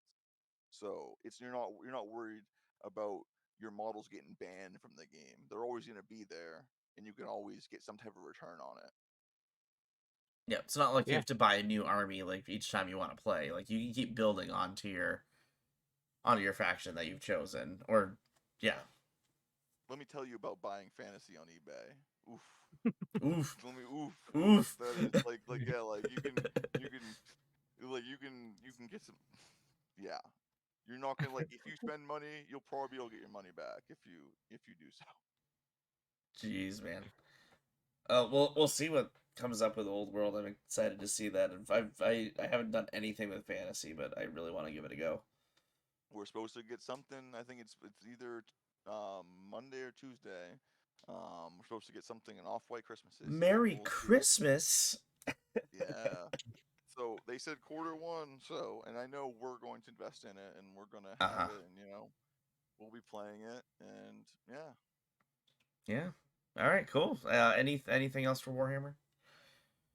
I think the big thing, and I know we touched on it, but I'd like to touch on it a little bit more here.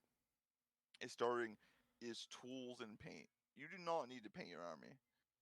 It is nice. I think even throwing one color on it, even priming it, just throwing some spray primer on it, and then like even a wash. And a wash is a thinned down paint that has a medium in it that goes into flows into the crevices and creates a shadow effect. You can just throw some. You don't even have to. You don't have to paint something. But let's be real. You do have to build them. Yeah. So you're gonna want razor blades and some like snips and some. You can use super glue if you want. I'd recommend plastic glue. But these things you will need to put it together. So And we have it all right at Wizard Ridge Gaming. We we do. do. Yes. We'll help you. It's pretty often that if you don't want to mess it up, someone will build it for you, and we have some couple fiends that are ready to build and paint your stuff. Mm-hmm. That's right. It's not me, just to be clear. Yeah, Nope. yeah, Nick's gonna do the next like 4 armies. Yeah, that's it. that's right. I can Give- barely give get us- through that Space Marine. I painted them. I painted Hey, them man, purple. They're Yeah. good in there. they're one color. Nice. Yes. All right. But yeah, that's pretty much it. If you have any questions, come and bug me. Yep. Cool. All right. Well, let's get on to the final segment here. Our going broke segment for Magic, which I'll do probably most of the talking on this one. I haven't been talking a lot this podcast. I'm also super tired right now, so I apologize.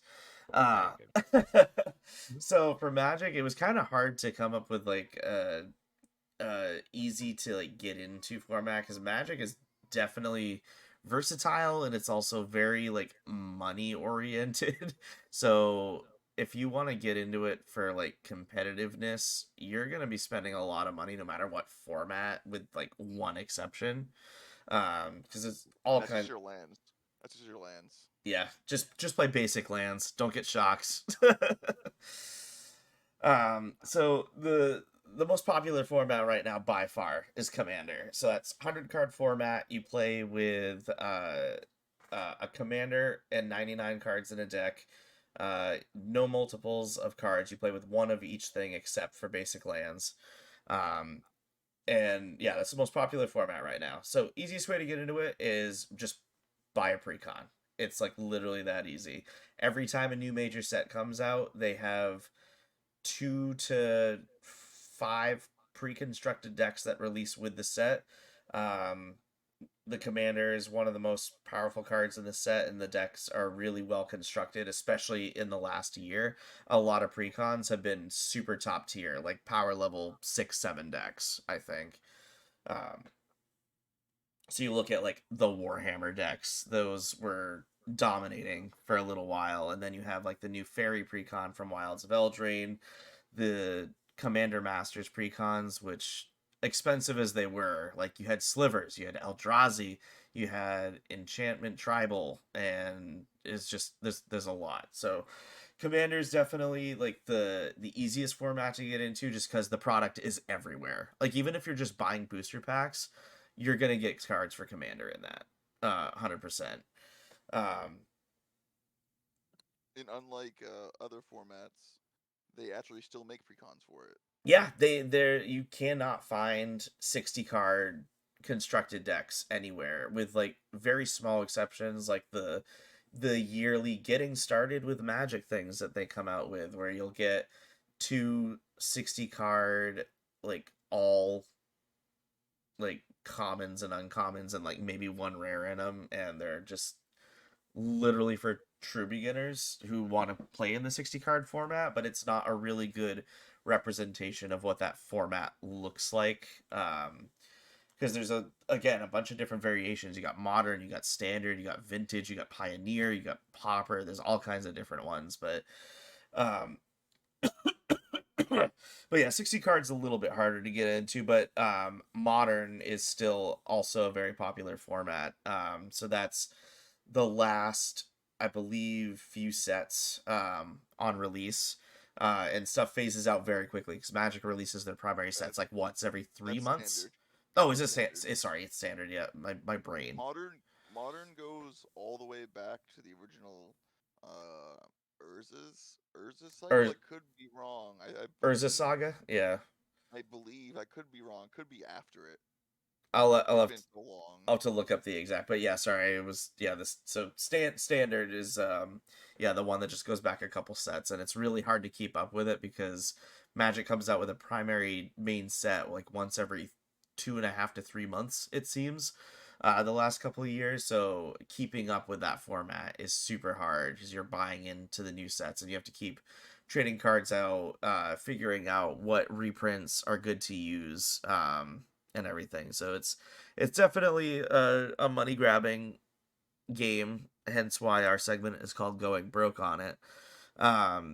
To kind of break it down, It's 8th edition onward, by the way, for Modern. 8th edition onward. Okay. Um, so to kind of break down Magic into its like base things, so you have 5 colors and colorless, and each of those things do certain things very well. So kind of like how Nick and Digimon was talking about, like red's very super aggressive, blue is a lot of drawing and control and stuff like that. Magic is very very similar when it comes to that. So in white, you're going to have a lot of life gain and things like enchantments that are going to give your creatures auras, which power them up. Red is super aggressive, lots of burning spells that do direct damage to your opponent's life total. Blue is all about control, so you're going to be countering a lot of spells, drawing a lot of cards. Black is a lot of destruction and graveyard recursion. Um, and then green is all about big stompy creatures and getting the mana to play them. Excuse me. And then there's a couple different colorless formats where like artifacts is one, and then you have stuff like Eldrazi and Devoid cards, but those aren't as common. I think too, like so kind of like what we do. We have like bins in our store that are 25-cent cards or like 10 for $2. That's like how I built a commander deck when Yep. I got into it, because That, you built it for me. But it's you can just build a deck that way, you know what I mean? But like you said, there is that whole money barrier behind it. yeah, But so Playing with players of the same power level of you, like I think communication's a big important part of playing Magic. 100%. Yeah, like Because if you want Commander's also a multiplayer format too, so you're not just playing one on one, even though you can. Like Commander, like it's very common for like 4 people to be in a pod and play together. right. yeah, Um, but yeah, back to the what Nick was saying about the cheaper cards we have. That was like a sub format that I wanted to really mention is Pauper, and you can do Pauper as 60 card Organ Commander. And what Pauper is you play with just commons. Like you literally just grab It's great, honestly. Like yeah, it's like the way to go like for me at least. you have your commander which can be uncommon, but the 99 is all commons, like 2-cent cards. So it's very, very easy to get into that. And Pauper is, again, it's not the most competitive, but it's super fun. It's like a really fun way to like oh, test. I would say Pauper's is constructed is very competitive. It's a legacy format, so you can play with cards all the way back to the beginning, like That's very iconic true, cards yeah. like Lightning Bolt and like the end of Elemental Blast. Like it's a very competitive format. And like doing the best with what you have, kind of too. That Yeah, kind of makes it more competitive, like trying to build around it being commons and stuff like that. I just think it's like set up for a better time than like trying to get the best of the best and like spending, yeah, I have this $1,000 deck. Like that's cool, but can you do this with these 25-cent cards? You know what I mean? Like to me, that just seems it's just like a Yeah, cooler it's concept. really Or even fun when you're like using a $75 deck against somebody who spent like $800 on their thing, and you just like pull like a weird combo out of nowhere. Yeah, and I don't know. It's interesting. I think like I would like to actually do more Pauper stuff in store. Yeah, I Uh, really got to work on that Pauper Cube at some point. Yes, you do. Because yeah, pauper cubing for me, like I've been playing Magic ever since I was a little kid, and pauper, like I don't play as much anymore. It's something I've moved away from. But pauper is something I'd play.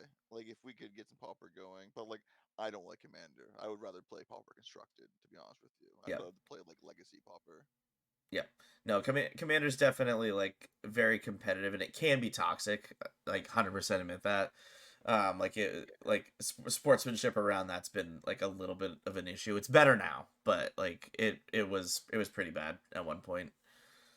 yeah. Um Like I said, it's communication. I think the I agree. disparity. I think it's in general in card games is like there has to be communication because like unlike where I play tabletop games and the games are balanced based off internal point values, the balance in a card game is based off what you put in your deck and how much you spend on it or how much you lucked into it in a booster pack. So if you sit down and you have a very budget deck and someone's got like, you sit some they got like their mana base is like hundreds of dollars and they have all the best tutors and they have all the best cards, mhm. you're going to have a hard time no matter your strategy and any luck. You're going to have a hard time edging it out. And I think communication is key there where, hey man, this is what I got. Like, can you like do you have anything that's like a little more friendly to play with? Yeah, yep. Communication 100% is key with that. And yeah, like I said, definitely in that like it's gotten a lot better with us. Like I've seen a lot of our customer base like actually actively doing that before games sit down. Like, okay, how many people do we want to have in this pod? Who's using what? Like, let's try to get like an even match going here, which is super nice to see. And then kind of back to like Commander as a format, like get it like building a deck if you want to like not get a precon. Um, the thing I do is literally look through your collection and look what legendary creatures you have because your commander can be literally any legendary creature. And then you just match the colors of that creature to your deck and just start building. Um, so it could be any creature. Some And commanders, right? huh? So some planeswalkers can be commanders too. Yep, it'll actually say right on the Yes. card that this planeswalker can be your commander. Like in the gosh, what was it? Commander Guff, I believe, from the Commander Masters Precon. He's like an example of that. But there's a few more. Um, but it's just really cool to like go through like your binders. Like, oh, here's this 17-cent card that like I never use, but hey, let's build a deck around it. Yeah, Um, that's true.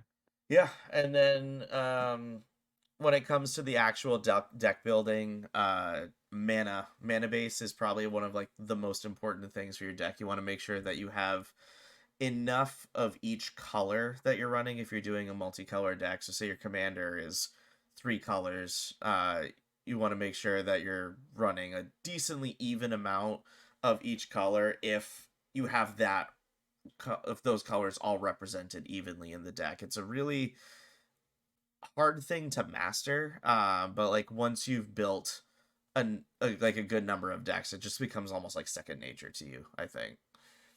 If you really want to go budget, I'd say stick to one color Yeah, because Yeah, 100%. multicolored lands is part of where the money starts to come in. Yep.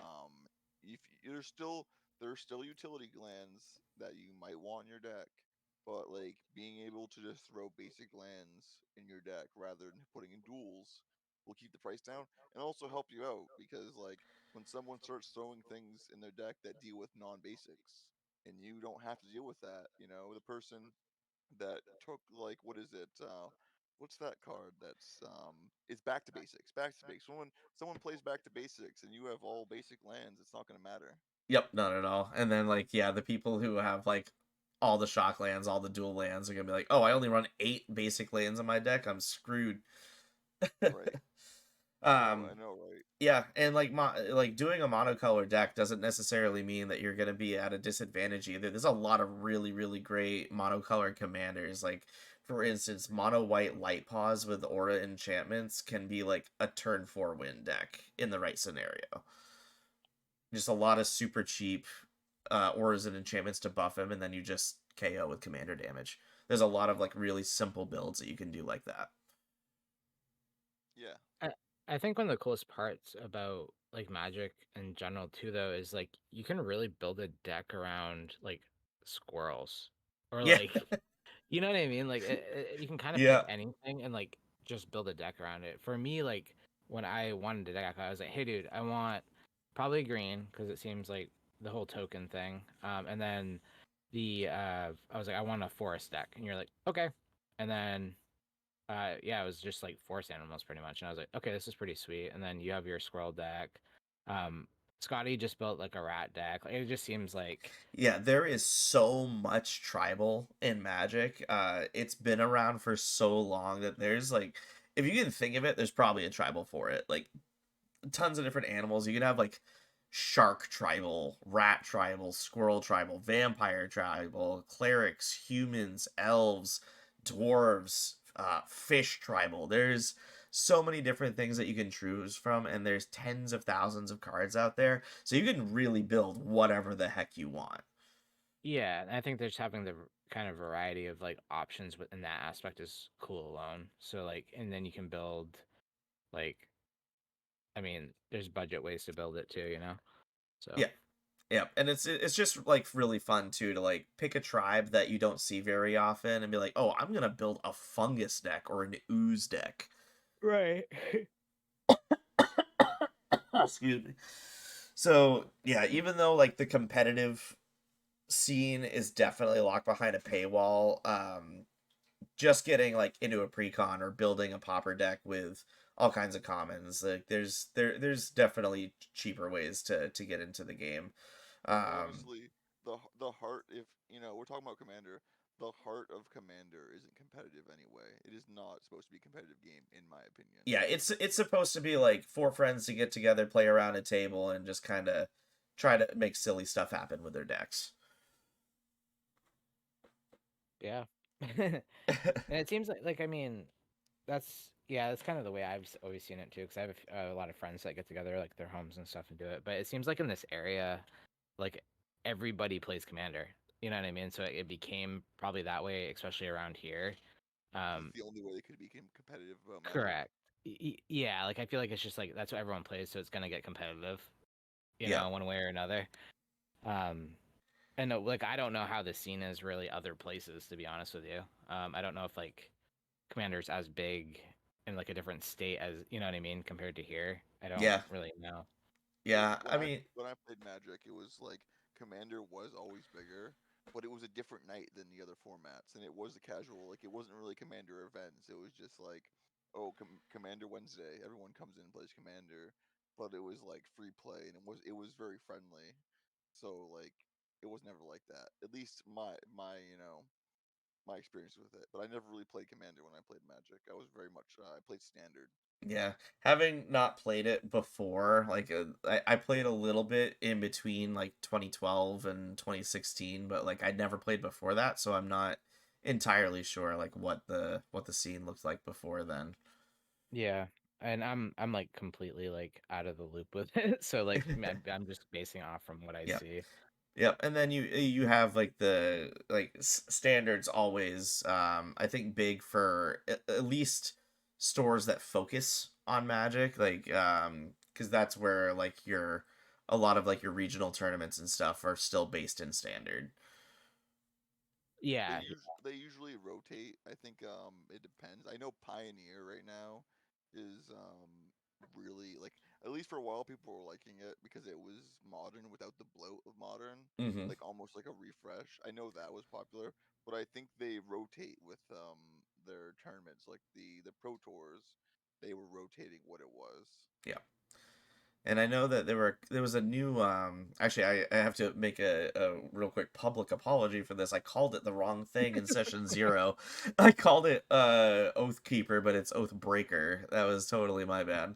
I know that's started to pull a little traction in certain areas, but I haven't really seen it around here really pop off. I haven't heard anything in a while. I heard like rumors, and then I haven't heard anything of it. it kind Yeah. of feels like people are kind of set in what they play, to be honest, because they're like, first off, they spend a ton of money in it, so that they probably don't want to change too much, and then it's just like they're comfortable playing that one thing. You know what I mean? Yeah, I think it's hard too when there's a game like that where you do have multiple formats where you pick the one that everybody's already doing, uh, just because it's hard to get people to change to something else when, like, for example, me and Will, we split our card collection. We have like 11 commander decks, but we have nothing for standard, modern, Oathbreaker, anything like that. And it's hard to, like, oh, if I build a pauper deck, like, can I convince 5 other people to also build a pauper deck, or am I gonna play a pauper deck against like 3 or 4 $500 decks? Bro, I kind of understand that because like trying to start a scene, like it's like trying to convince people to even just play like a different card game was like, I don't know if this is gonna work, you know? Yep. And then it popped off, but it's definitely like a time thing. Like if you, it's like pushing it nonstop, and then eventually it will like. We know nothing about that. Yeah, I know, Oh right? man. Didn't start Digimon from nothing. Oh my god. Trying to get the cards for it, and like we were trying to push it without product. So it's Yeah. like And right now it's once you kind of the start. same thing for One Piece too. But I Oh think my I think god. once OP Yeah. 6 releases in the early spring, I think we'll have a nice big jump in One Piece. But back to Magic, I really don't think there was like anything else like too much for like getting in. It's more like there's a lot of mechanics in Magic, so like we'll have to do segments on a lot of different kinds of mechanics and like breaking down the colors and everything. Yeah. El, For do you have sure. anything that you wanted to mention about Magic at all? No, not really. I think for me, I agree with the popper thing. I think so. If you're getting Magic, and like it doesn't matter in our area, it's all Commander. But like there is budget decks for constructed, like normal, like standard, modern. Like there's a couple decks if you in your area, you know, and if ever it becomes a thing, there's a couple decks I think in general that you can build for almost nothing, be competitive. One of them is Red X Wins. You can play a very cheap Yeah. red deck. You know what I mean? Like you can play like some cheap burn spells and some cheap aggressive creatures and win. Same with White Weenie, and I love White Weenie. I love White Weenie so much. Oh gosh. Um, Oh, one thing I I thought you I were gonna talk forgot more to about it. mention. Yeah, I forgot a tool that I actually like to use for deck building. It's kind of similar to how Nick mentioned those two Digimon sites. For Commander specifically, EDH Rec and Architects are two really, really good tools. I use them all the time. I'll put those sites in the description for YouTube and yeah, YouTube and Spotify. Spotify. Yep. Um, because We're like all so tired right if now. you go to EDH Rec and you type in your commander, it will bring up an entire page of like cards that synergize really well with it, like top creatures, top instants, top sorceries, and it even sorts them out by price on different websites. So if you're looking to build something budget, you can see what has a high synergy but a low cost, and you can kind of build up your deck list and then just kind of go from there. Sorry, I'm trying to send you the link so you can put them in the description. Yes, I saw that. Thank you. There's two, just so So you know. yeah, those were I think yeah, but both of those were really good. I like as I said, I use that all the time. Like even though I think I'm decently adept at building decks by seeing cards like right in front of me, I still like to build the list on Architect first and then kind of combine it, not combine it, but compare it to what I have and be like, oh, I can substitute this with this and this with this and this with this, and it's even low cost because it's cards I already have, cards I don't have to order. So they're just really good tools altogether. Yeah, I think that's the benefit of the internet now. Dude, the internet's like the best thing. Ever. I can get Um, cookie recipes and watch movies and talk to my grandma all at the same and time. and go to www.wizardridgegaming.com. Oh yeah, and join our Discord, and all those links are in the bio, right? The not the bio, but the Yeah, the description. description. Yep. So yeah, Um, all of our social links and our website and our store info is all down there. cool. Are we done with like the magic stuff? Yeah, yep, Is I there think we're anything good. else to say? So Is that yeah, normally after the segments we would do like the mailbag of like people who have asked questions, but we don't have any for right now. So Nick, what did you want to say? I was gonna say I wanted to talk about like pre-orders and stuff like that. If you wanted to bring those up at all. Oh yeah, that was the next thing I was going to mention after the mailbag. So yeah, we can get into pre-orders. There's nothing. There's only like for other than what we mentioned last episode. There's only a couple new things. So kind of to reiterate what we said, we have a lot of pre-orders open for Digimon, Dragon Ball, Magic right now. So for Dragon Ball, we have the Fusion World 1 and all the new starter decks coming out in February. That we're trying to push. Digimon, you got Animal Coliseum and Exceed Apocalypse. Pre-orders are open for both of those. Were there any new decks for Digimon coming out? I cannot remember. There is one. It's the wow, drawing a blank. Sorry. Typhoon something? Yes. The release Double Typhoon. The release date is March. Uh, 1 second. March 8th. March 8th. Okay. On. So Yeah, and we should actually get plenty of those. I tried to get a ton of those because they're actually the second advanced deck. oh, So nice. Are yeah, those? so I'm wondering how heavy like 'cause, like what happened with Beelzemon, how it was like Yeah. meta. I wonder And how this is gonna be too. the Typhoon decks are coming with promo packs that have a chance at like an alternate art of something, right? Am I? No, it's like so like with the ace decks, they had you had a chance of getting your cards like an alternate art of War Greymon ace or like Metal Gurumon ace. It's a Uh, same with okay. Beelzebub. He had a I chance of getting like a $200 card. I think that I was thinking of the new Three Brothers decks that are coming out for One Piece because those are being packaged with promo packs that give you a chance at the like the alternate art of the leader card. I think. Oh, Um, sweet. and then for One Piece as well, we are taking orders for the next main set OP6, as well as the Three Brothers decks, the Zoro and Sanji decks, um, and possibly the double pack threes. I just have to double check how much we had ordered on those. Um, And that's even if we get allocated because One Piece is in a weird spot right now. it is in a very weird spot. Then for Magic, orders closed for Ravnica, so we can't do any more orders for those. But we are still taking orders for Murders at Karlov Manor for the Play Booster packs. Play Booster boxes, Commander decks, um, gift bundles, all that stuff. And then the Fallout Universes Beyond, taking orders for those Commander decks and collector boxes for those as well. And then the new one that Nick mentioned before we started recording, we're gonna possibly take orders for Star Wars Unlimited. Nick, do you have any info on that? Yeah, Spark of Rebellion. That one is coming out March 8th. They are doing some kind of pre-release. I don't know much about that, so I'm not gonna get too much into that. But we should hopefully. I don't know much about the process for this one as far as ordering, so we're gonna get what we can. If you want some, let us know now though, like as soon as possible, because the pre-orders close by the 5th of February. Yep. So we like it's kind of creeping up, and it's a new thing. So I just want to make sure we can get as many in that people want as possible. Yeah, along the same lines as we don't know what we're gonna get, Lorcana Chapter 3 just went up for order. So if you want to get any boxes of Lorcana, let us know. We have to have our orders in by, I believe it's January 12th is what it said on the site, and it releases uh, end of February or beginning of March, I believe. So yeah, let us know if you are interested in grabbing any Lorcana because we can try to get that as well.